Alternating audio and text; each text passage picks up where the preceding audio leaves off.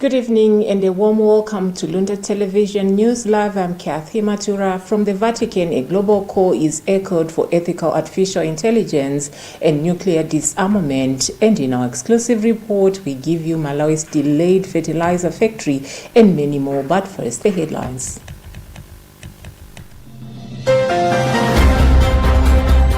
Nobel laureates signed Rome Declaration calling for ethical use of AI and nuclear disarmament. Government defense decision on data tariff adjustments. High Court upholds land law, dismisses Pacific Limited challenge. In our special report this week, Patrick Pupa unpacks the factors behind the delayed approval of the Mulalo granular fertilizer production factory in Dowa district as government and environmental regulators explain why the project took longer than expected to receive regulatory approval.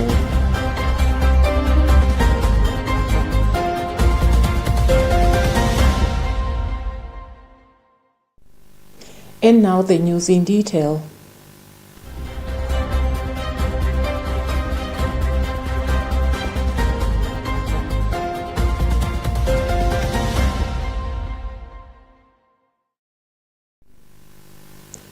Nobel laureates, scientists, religious leaders, international experts, and former heads of states have signed the Rome Declaration for an unarmed and disarming peace, urging renewed global cooperation to address the growing threats posed by artificial intelligence and nuclear weapons.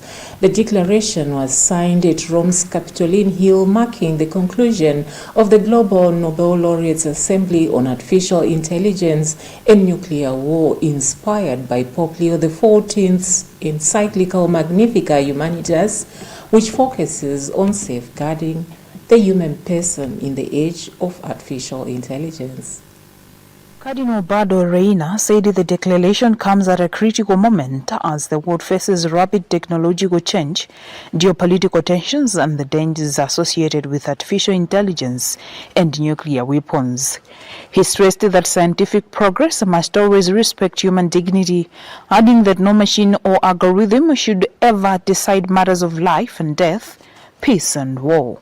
Father Andrea Gucci of the Pontifical Academy for Life said artificial intelligence, like nuclear technology, can be used either to build or to destroy, depending on how humanity chooses to use it. Nobel Prize laureate Professor David Gross warned that the growing nuclear arms race threatens future generations and aged nations to adopt policies that reduce the risk of nuclear conflict. The Assembly concluded with participants renewing their commitment to promote peace and ensure that advances in science and technology remain at the service of humanity.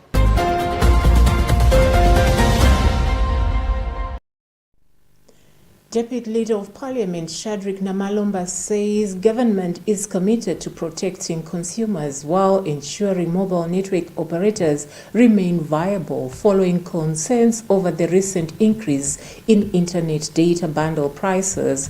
Namalomba made the remarks in an interview after responding to concerns raised in Parliament over the increase in data bundle prices by TNM and Airtel. Judith Organ has filed a report read by Wongani Chirwa. Namalomba said that although MACRA approved the price adjustment following an application by the two mobile operators, the companies failed to comply with the legal requirement to give customers a 7-day notice before implementing the new tariffs. He said government supports MACRA's decision directing the two companies to compensate affected customers, adding that authorities are working to strike a balance between protecting consumers and ensuring operators continue providing quality services. He also revealed that government is exploring the possibility of licensing another mobile network operator to increase competition in the telecommunications sector. There is a period of 7 days before you effect the tariff that you must now advertise in the newspapers and allow people to provide feedback. That was not done. What both Airtel and TNM did was to effect immediately the tariff adjustments. Having realized that this was not right, Makra sat down with them, and Makra issued a directive that they must remedy, they must restore that period of 7 days. Anyone who bought data during that particular period must be paid back. Meanwhile, Member of Parliament for Lilongwe Sinja South, Francis Belekanyama, said the increase in data prices is making internet access unaffordable for many Malawians, particularly young people and students who rely on internet for education, business, and other economic activities. He argued that while prices continue to rise, economic opportunities have not improved enough to enable people to afford essential digital services, urging government to prioritize affordability alongside sector growth. Speaker, I'd like to appreciate Chihuahua West for the point of order. But we just want to appreciate her to see what she has put on regards the shoes. Is it a slip on the shoes? Just appreciation. Is it okay with you to allow us to go and see how she's dressed, especially the shoes? Things like that. She's putting on football. Is it right? Makra has ordered TNM and Airtel to compensate all customers who purchased internet bundles between June 26 and July 2, 2026, with the compensation process expected to be completed by July 31, 2026.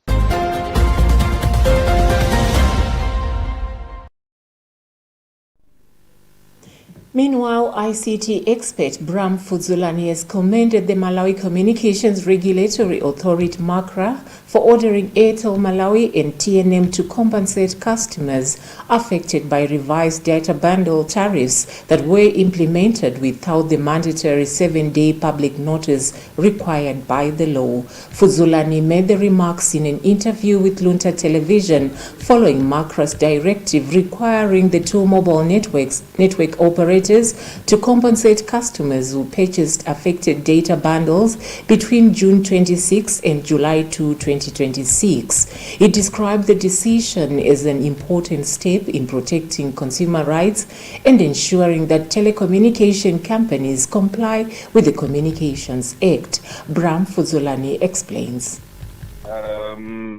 So my honest opinion is that both Airtel and TNM management paid no attention to the laws of the country with regards to Communications Act of 2016, which according to Section 76 it places a burden that every time they're submitting a review of their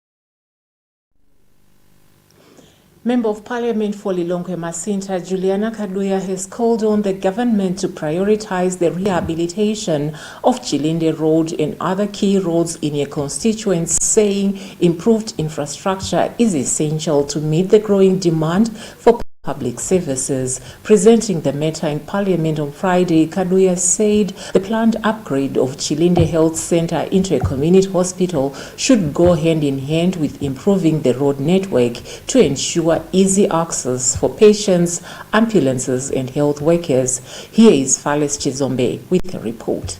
Kaduya appealed for the rehabilitation of roads around Kawale Filling Station, the cemetery area and the Kamus Institute for Youth, describing them as strategic routes that save thousands of residents in densely populated communities. She observed that rapid population growth in Area 23 and Chilinde has placed immense pressure on the existing road infrastructure, leading to severe traffic congestion, particularly during peak hours. Kaduya noted that rehabilitating the roads would not only improve the movement of people and goods, but also enhance access to healthy care, education, and other essential public services. Bite Kaduya. Responding to the concerns, Minister of Transport Japim Hango advised the lawmaker to channel her request through the Lilongwe City Council, saying the council is the appropriate authority to process such road rehabilitation proposals. International School Road. Madam Second Deputy Speaker, my ministry appreciates the importance of rehabilitating the roads in question as they link the people of the surrounding areas to different social and economic services. In addition, they would help to decongest traffic and therefore improve travel time. However, Madam Second Deputy Speaker, allow me to inform the Honourable Member that pursuant to the Public Roads Act of 2023, the responsibility for the maintenance of roads in question has been devolved to local government authorities. Responding more broadly to legislators on the issue of road rehabilitation, Hango said good roads are essential for communities and noted that overloaded heavy trucks are among the major causes of road damage.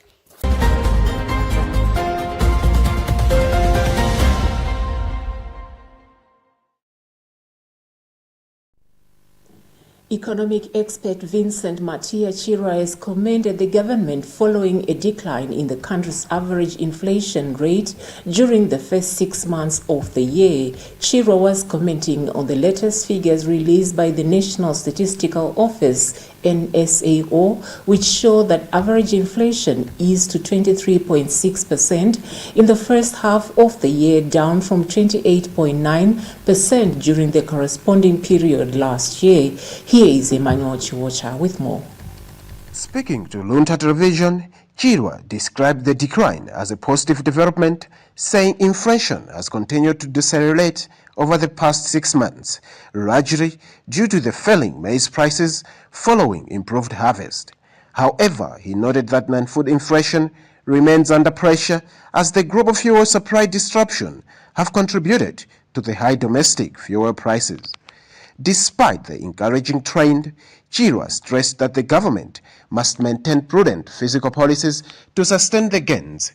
He also called for stronger measures to curb corruption and control public expenditure, warning that many Malawians are yet to experience meaningful relief as the cost of essential goods remains high.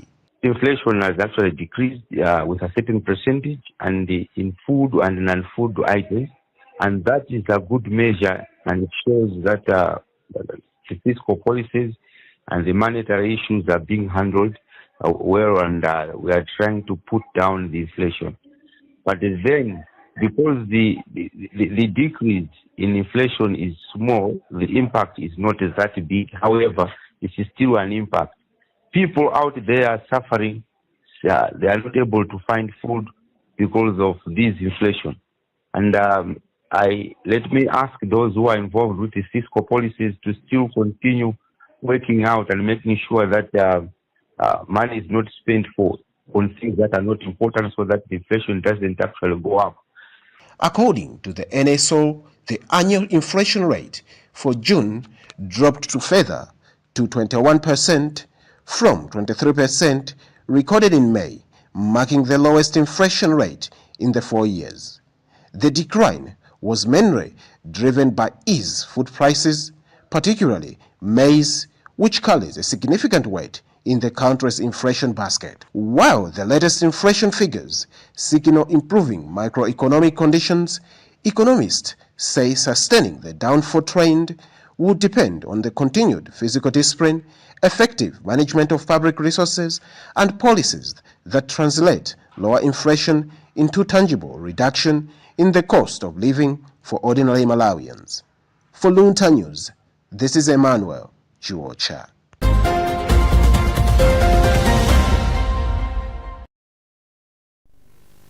You're watching news live on Luntha Television from the Bishop Navy Media Center. We take a short break. Nobel laureates signed Rome Declaration calling for ethical use of AI and nuclear disarmament. Government defense decision on data tariff adjustments. High Court upholds land law, dismisses Pacific Limited challenge. In our special report this week, Patrick Pupa unpacks the factors behind the delayed approval of the Mulalo granular fertilizer production factory in Doa district as government and environmental regulators explain why the project took longer than expected to receive regulatory approval.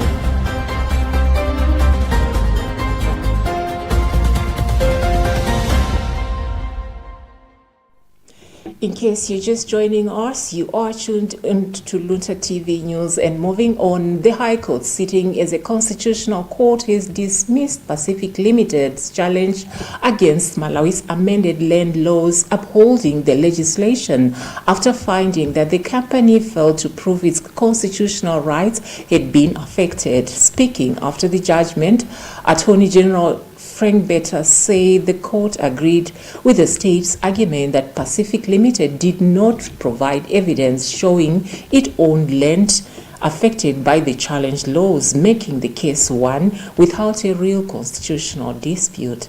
Constance Kamtemeni reports. Better said the court also upheld the purpose of the amended land laws, saying they were introduced to ensure land is put to productive use and to protect customary land. He also said under the law, vacant land must be developed within 2 years, failing which government can reallocate it to other people for development. The Constitutional Court today has agreed with the position that we took as government, that the Land Amendment Act 2022 as well as the Customary Land Act 2022 were properly done in terms of the registration process as well as the purport for which they need to save. For instance, under the Land Amendment Act, one cannot sell vacant land. Secondly, if he has vacant land that has been allocated to him, he must develop the land within 2 years. If he doesn't, government should be able to reallocate the land to other people so that they can develop. So the other examples under the Customary Land Amendment Act, people in the rural areas should be able to distribute land among themselves using their committees. And that will avoid foreigners coming to Malawi and occupying prime land, yet the local people do not have such prime land. Pacific Limited Company had asked the Constitutional Court to declare parts of the Land Act and the Customary Land Act unconstitutional, arguing that they violated property rights and discriminated against non-indigenous Malawians. Meanwhile, the court dismissed their application, leaving the amended land laws in force.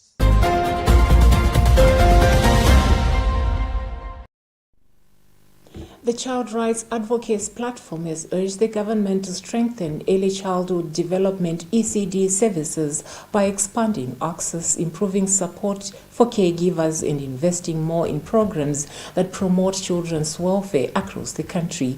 Amos Chibwana, a child rights activist, made the remarks while reacting to the minister's statement on childcare and parenting, where he commended the government's efforts but called for more action to address gaps affecting children's development and protection. Gift Kalonga has filed this report. In her ministerial statement, Minister of Gender, Melina Vicha, said government is committed to improving early childhood development ECD services, saying proper care and support during a child's early years are essential in shaping responsible citizens. Noting that her ministry has been allocated 406 million kwacha for childhood development programs, which is inadequate.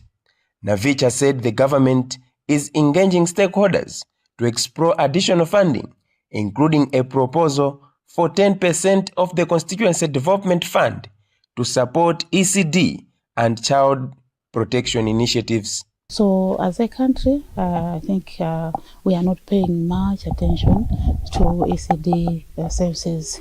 That's why this year the government has allocated 460 million to my ministry to take care of early childhood development programs. That's not enough. You can imagine 460 million. But we are lobbying, we are engaging the Minister of Finance. We are also working hand in hand with the Minister of Local Government in order to allow us to get at least 10% from the 5 billion constituency development fund. If we get 5 million for ECD, issues to do with child protection, ECD infrastructure will be handled very well. So I'm sure that the Ministry of Finance will hear our plea, and at the same time they should also come up with clear guidelines in the Constituency Development Fund, because if they indicate clearly that 10% is for ECD, each and every constituency, each and every district will implement according to the guidelines. Reacting to the ministerial statement, Nkata Bay South Member of Parliament Emile Chintupiri called for reintroduction of homecraft workers, saying they played a crucial role in educating communities on child nutrition and supporting early childhood development. The most groundwork that the country needs to develop this country, looking at, hearing at the population of these young children, then is to go back and redo and redress this problem of child development. We have these ECDs, First Deputy Speaker, but they're not conducive. They don't have the facilities that are needed. We need facilities that can actually have all the amenities for early childhood learning. Commending government for the initiatives, childhood rights activist Amos Chibwana also backed the reintroduction of homecraft workers, saying the initiative would help improve child care services and provide communities with support on child care and nutrition. The presentation itself in the August House highlighted some of the achievements that the strides that the government is making towards ensuring that the children are protected right from their homes. And as well as the statement has also presented the gap that is there, looking at the services provided and the impact itself.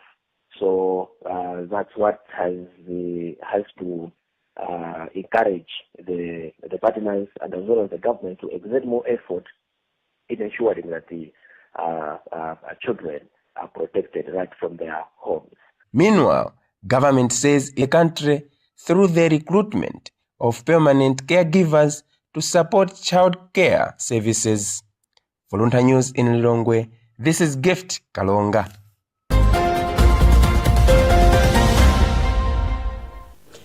For years, Malawi has pursued the goal of producing fertilizer locally as a strategy to reduce dependence on costly imports, ease pressure on scarce foreign exchange reserves, and ensure farmers have access to affordable agricultural inputs. when businessman Napoleon Zombe unveiled plans to establish the Mulalo Granular Fertilizer Production Factory in Doa District. The project was widely welcomed as a potential milestone in the country's drive towards agricultural and industrial transformation. However, instead of progressing directly into production, the proposed investment faced prolonged delays, attracting public interest and parliamentary scrutiny over environmental compliancy and safety. In our special report this week, Patrick Pupa examines why government officials and environmental regulators say the delays were not intended to frustrate investment, but to ensure the project complied with environmental laws and met the required health and safety standards before implementation. We now give you the special report.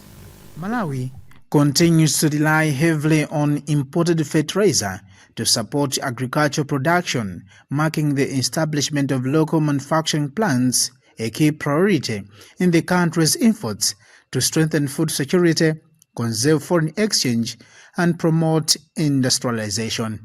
The campaign for the Mulalo Granular Fertilizer Production Factory gained momentum after the Lilongwe Likoni Member of Parliament Kevin Mpande championed the investment, arguing that local fertilizer production would improve farmers' access to fertilizer, create employment opportunities, reduce pressure on foreign exchange, and increase government revenue through taxes. Concern is, as a country, our agriculture is the backbone of the country, and you cannot talk about agriculture without fertilizer.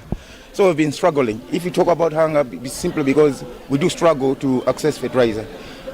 Apart from that, we don't produce here. If we don't produce, maybe and export, meaning to say we'll still be struggling to access forex. So somebody is coming in with an idea, we'll be producing fertilizer, he will be exporting, we'll be getting forex, and when he's producing that fertilizer, you find out that he will employ a lot of young people.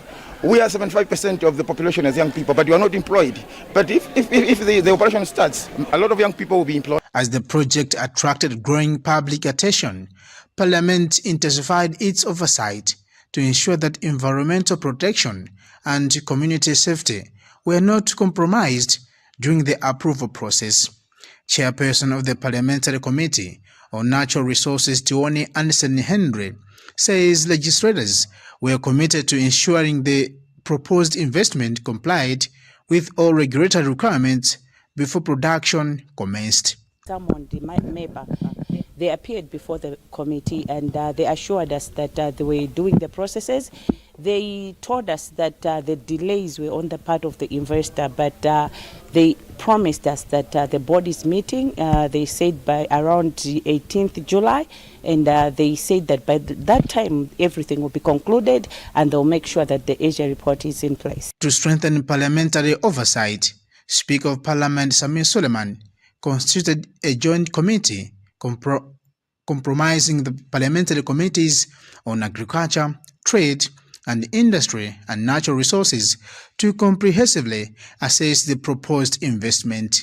Minister of Agriculture Loza Mbirizi says the delays in approving the project largely stemmed from unresolved environmental concerns, particularly regarding the management and disposal of industrial waste associated with fertilizer production. The delay, as I pointed out in my submission to Parliament, the delay was partly because the developer took almost 9 months to respond to the issues that were raised in the environmental impact assessment. And there's also a delay because after he submitted, we gave him the new issues that he had to address because, as you're aware, the production of fertilizer produces quite dangerous waste, and we wanted a proper waste management. Calls for government to support local fertilizer manufacturing also continue to grow. On July 14, 2006, Umodzi Party President Thomas Kaumba urged authorities to facilitate investments in domestic fertilizer production, saying such initiatives would strengthen Malawi's agriculture sector, reduce reliance on imports, and contribute to long-term food security. When we are buying things from outside, it becomes more expensive to the set of Malawians. So what we're saying is, we have got Napoleon Zobe. That one is a Malawian from Doha. He has got the capacity to produce fertilizer for Malawians. And then they are telling him to say that he needs to follow these procedures, one condition, whatever. Our question is very simple. As government, why can't they engage Napoleon Zobe? And wherever they see he cannot manage on his own, this will jump in under 50. Following month of assessment, the Malawi Environmental Protection Authorities says the project has now met the required environmental standards. Appearing before the Joint Parliamentary Committee, Principal Secretary in the Ministry of Natural Resources, Mishek Montani, announced that the authority had approved the project's environment and social impact assessment after the developers addressed concerns raised during the review process. He says the project is now awaiting the issuance of the environmental certificate, the final regulatory requirement before production can begin. Based on what we were informing a joint parliamentary committee just now, but also from Ministry of Natural Resources yesterday, I can confirm that the board met to discuss a number of Asia reports, of which the Mularo Fertilizer Company in Doha was one of them. And we are glad to report to the nation that the board has given approval that the investor can continue with that investment process. Not just Mularo, but also other investors. About 5 of them. We assessed them, and including Mularo, based on the feedback that we have been giving, now we are satisfied. There are 1 or 2 issues that are still in red, but not too dangerous to environment. We'll continue to work with them, but overall, they are on green, and we have given them a go-ahead to proceed. For the project developer, the latest development marks the end of a lengthy approval process. Speaking after the meeting, businessman Napoleon Zobe expressed disappointment over the delays, saying the factory could have been operational by April this year had approvals been granted area. He says the company will now begin sourcing equipment and other materials in preparation for the construction. Well, our projection was April this year to start producing. Due to other unforeseen reasons, circumstances, we have delayed. So when we are cleared, then that's when we start importing raw materials so that we can start production. And if somebody comes up with an idea which would help to boost the economy of Malawi, I think every government department would be assisting for the project to take off. Thereafter, that's when now they should be looking for taxes. It's not advisable to pay taxes before you start anything. And that helps somebody to exhaust his money or capital before the completion of a project. Once completed, the Mularo Granule Fertilizer Production Factory in Doha is expected to become Malawi's first major local fertilizer manufacturing plant. Beyond reducing dependence on imported fertilizer, the project is expected to create employment opportunities, stimulate industrial growth, save foreign exchange, and contribute to improved agricultural productivity, supporting Malawi's broader aspiration for food security and economic development.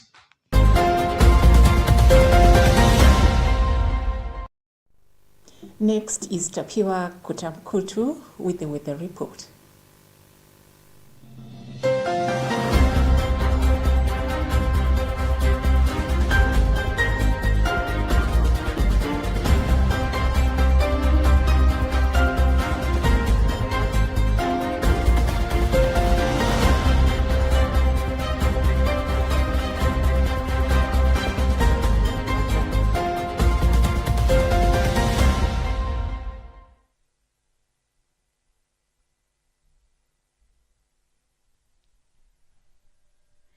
Good evening, and it's time for weather forecast. Cold to very cold conditions were experienced over most areas last night and today in the morning hours, with Karere Forest in Lilongwe reporting the coldest this morning at 3 degrees Celsius, followed by Lobi in Dedza and Nyika in Rumpi, which reported 4 degrees Celsius. It was also very cold in some other parts of the country, such as Mzimba, which reported 6 degrees Celsius. We are currently expecting clear skies over most areas, accompanied by cold temperatures at night and during morning hours, while warm conditions are expected in the afternoon.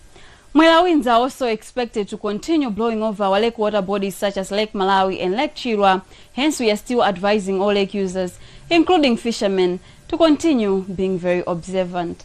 This is all due to the influence of an inland high-pressure system, which is still pumping in fairly moist southeasterlies into the country, influencing all these conditions. This is also why tonight we are expecting clear skies to persist over most areas across the country, accompanied by cold to very cold temperatures. Temperatures are also expected to remain very cold tomorrow in the morning hours, especially over the central and the northern part of the country, with some other areas such as Lilongwe and Dedza being forecasted at 6 degrees Celsius. We should also expect clear skies to persist over most areas tomorrow in the morning hours, accompanied by fog patches in some areas, especially over the highlands and the valleys. Temperatures are also expected to remain hot in some other areas tomorrow in the afternoon, such as Ngabu and Isanje at 28 degrees Celsius, but generally warm conditions are expected over the south, the central, as well as the northern part of the country. We should also expect mostly sunny conditions tomorrow in the afternoon over the south, the central, as well as the northern part of the country, accompanied by haze as well as dusty conditions. Looking into Sunday, we should also expect partly cloudy conditions in some areas such as Lintipe in Dedza, which is also being forecasted at 9 degrees Celsius in the morning, Misuku in Chitipa, which is being forecasted at 11 degrees Celsius, while other parts such as Ngabu in Chikwawa are expected to remain sunny, with temperatures dropping up to 17 degrees Celsius in the morning hours. I'm Tabua Kutakumotu. Be wise, be weatherwise.